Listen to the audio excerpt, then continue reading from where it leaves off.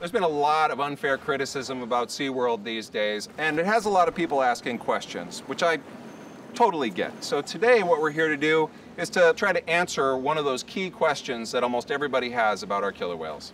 So the question comes from Kylie on Twitter, and Kylie asks, PETA says killer whales in the wild live 30 to 50 years on average, but your whales have an average lifespan of only 9 years. Is that true? Kylie, firstly, thank you for asking the question.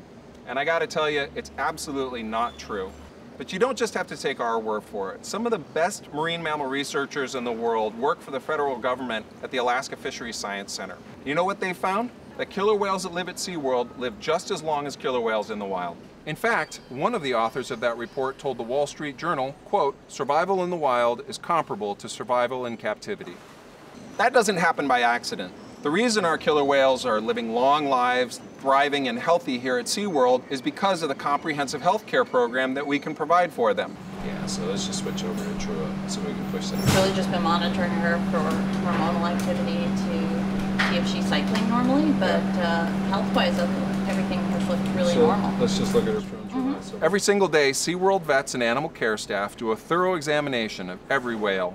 We may measure the whale to see what their pattern of growth is. We may collect body weights from the whales. The veterinarians will check urine, will collect cells from their airway.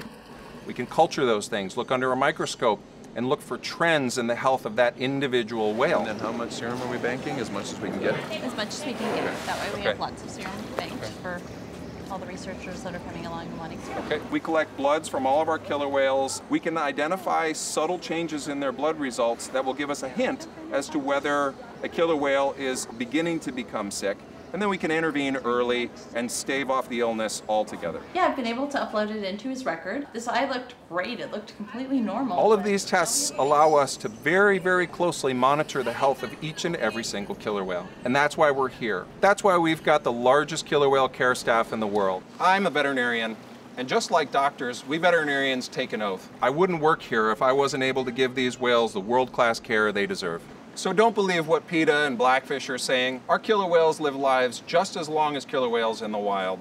We hope that answers your question, Kylie, and thank you very much for asking it. We know you love killer whales, and boy, I'll tell you, we love killer whales too. So please keep those questions coming. We're eager to answer every single one.